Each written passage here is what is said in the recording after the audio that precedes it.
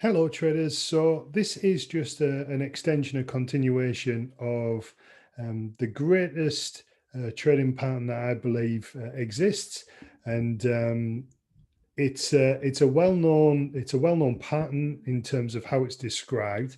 It's described as a head and shoulders. Now, don't turn off. Do not turn off just because it's a head and shoulders. This is the problem with these name tags that certain setups have been or certain patterns, should I say, have been given. Because if you just refer to this pattern as a head and shoulders, you miss the absolute essence of what it actually is, what this pattern is, what it does, what it represents. And as a consequence of that, you may not give it the validity that you absolutely should. So let me just walk through the actual pattern itself, and then explain the order flow of it and why it's so important. So you have what is the beginnings of essentially the left shoulder. I'm going to do it from an inverted perspective just to make it a little bit more interesting. I'm going to freehand it because it's a little tricky just to draw the straight line. So first thing to note is that you have some selling in here. So that's the first thing. So that type of price, usually speaking as well. Sorry, this drawing's terrible. Let's start again. So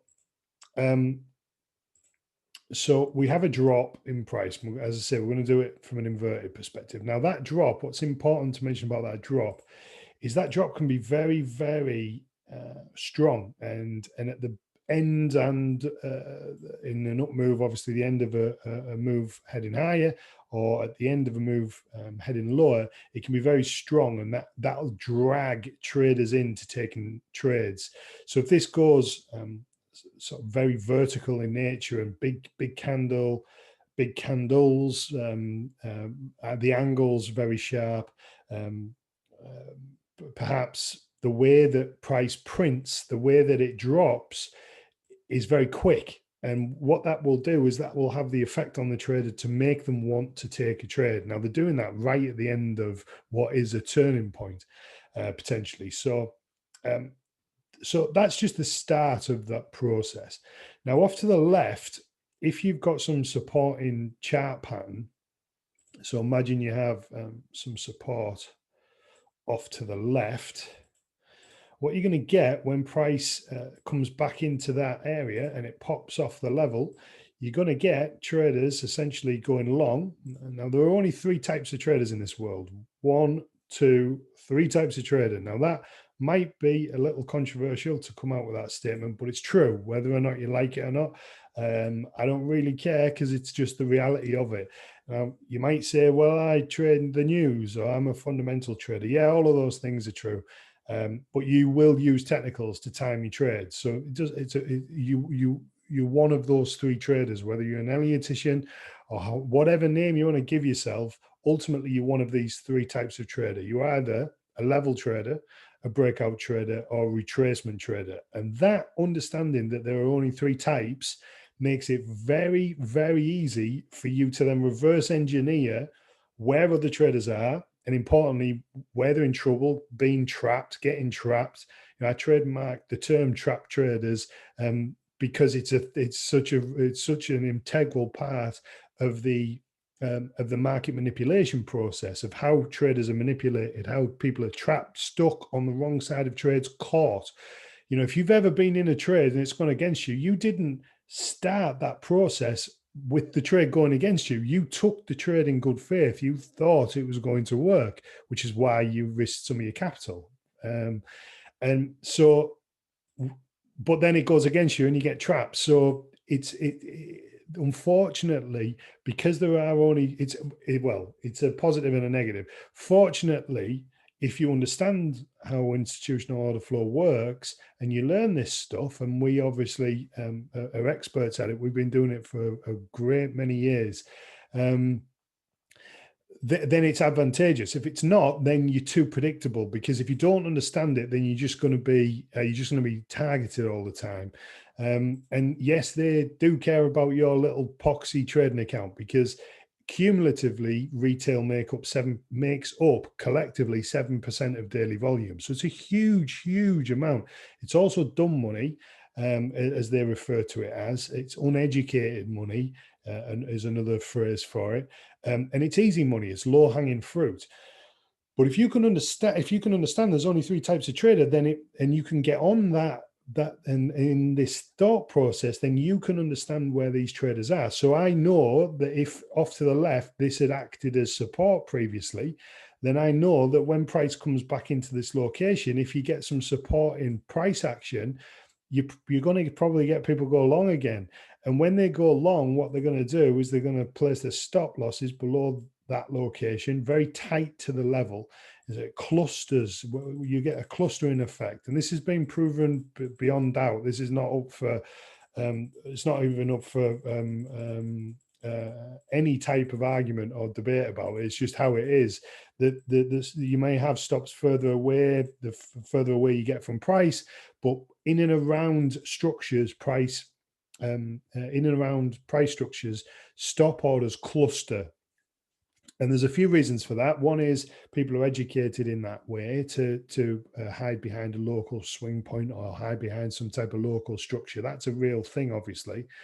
But it's more than that. Although all the education tells you to do that, it's more than that. It's trying to have a positive risk reward ratio. So if you're risking X or R in this case, whatever R is, you're going for multiples of R in upside. So you want to be trying to have a tight stop as you can, so that distance from there to there is multiples of R, and that is profitable idea, a sensible idea. And then finally, probably one of the biggest driving factors is greed. So people are greedy. So if you can take a tighter stop, or you can get a tighter entry, everyone's obsessed about it because you can take a bigger position size relative to how much risk you're taking for your account. So the bigger the stop, it's not problematic to have a bigger stop. It's not popular, but it's not problematic if you remain inside your risk profile. The problem is people don't do that, but also people are greedy. They want to make as much money as they can. So the smaller the stop, the higher the position size they can risk on the trade, even if they're managing the risk profile correctly. So we get all this just from this simple trading pattern, which is why calling something like this by its popularized name it just misses what it actually is, which is an order filling process. It's dragging traders in, it's drawing traders in, it's inducing traders, it's seducing traders, it's then nailing traders, it's stopping traders out. It's a beautiful, elegant process. And just giving it that name, either one, you don't understand order flow, or two, you don't understand, you don't really know what you're talking about when you're talking about Head and Shoulders, because you're not understanding why it's doing what it's doing. And if you don't understand why, then you're going to miss a massive opportunity to use it in your trading, because I believe it's the greatest trading pattern there is. And it's for these reasons. So I'll continue on with this very basic analogy of it, but it gets to the heart of what this pattern actually does. So as it bounces off the level, you're going to have, obviously, traders put the stops below that level. You're also going to have stops above this structure. So off to the left, if it had been trending on the way down, or if this was a prior level of resistance, you're going to have stops above there as well. So as price comes up, more traders are being drawn in. You might even have a little bit of a pullback. So you've got retracement traders being drawn in. It stops traders out. So this is part of that order filling process. So these traders who went short in here, believing this would follow through, are now being stopped out because their orders were above that swing. And then it sells off, and you'll get traders selling in here, obviously, and breaches that prior level. So what you have now is you have those stops being taken out. Breakout traders take shorts, and it's very typical to see a break pullback of structure. So you get price pop back, start to sell off again, and that's going to induce retracement traders in. So here's your breakout traders. Here's your retracement traders. Where they're placing the stops, well, they're probably above this structure, perhaps even above this one, but certainly above this one as well. And then it sells off, and then up it goes through those stops, stopping those traders out, and then can even take out that prior swing stops, and then pulls back. And as it's pulling back, it's going to give the institution, because this is institutional order flow, the opportunity to pull the trigger again at discounted prices. So down in here, this is cheap. And you make money in trading the same way you make money in anything in life, buying and selling paper clips. If you buy them cheap enough, you can sell them at a profit later on. So if this represented the cheapest price ever, where we had the stop hunt down in here, or one of the stop hunts, you know, to get a pullback into this type of vicinity, while it may not reach the low, and the reason it wouldn't reach the low is because there's so much institutional order flow piling in. So it's probably not going to breach that low. It's obviously not going to breach that low as well for the reasons that if institutional money's going long, you know, they don't want price to drop below that point. So net, what that has, that the net effect of that is that you get the left shoulder. So this is the inverted version of it, which is obviously what we're talking about. The head, and then you get the right shoulder that doesn't breach the head, because then that's why the pattern repeats itself, right? And this is where they can reload on that position, recapitalize, and then bang, prices go higher. And it totally disrupts that prior trading, so that's previous selling. It's a turning point in price. Which is why I believe it's the greatest trading pattern that exists. There's no, if you talk about like a flag pattern or a pennant or something like that, none of them have the order flow advantages of a head and shoulders, be it a standard one or an inverted one. The same applies. Now, how do you use this in your trading? Well, you use it the same way you use any type of entry trigger. It's a trigger. It's a reason, a good reason.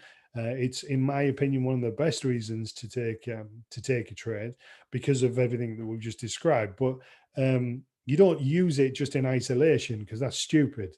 It's a trigger. A trigger is a part of a trading strategy. That's what it is. But so you use it in that context, and the way we use it is we use it in the context of additional institutional order flow. So I hope you found that helpful, guys. This is why the head and shoulders, the lowly head and shoulders, is should not be referred to as that. It's an order filling process. It's an institutional order filling process, which can turn price. Is an absolutely brilliant entry trigger, and in my opinion, my humble opinion, the greatest trading pattern that's ever existed. Stop calling it head and shoulders. Until next time, take care.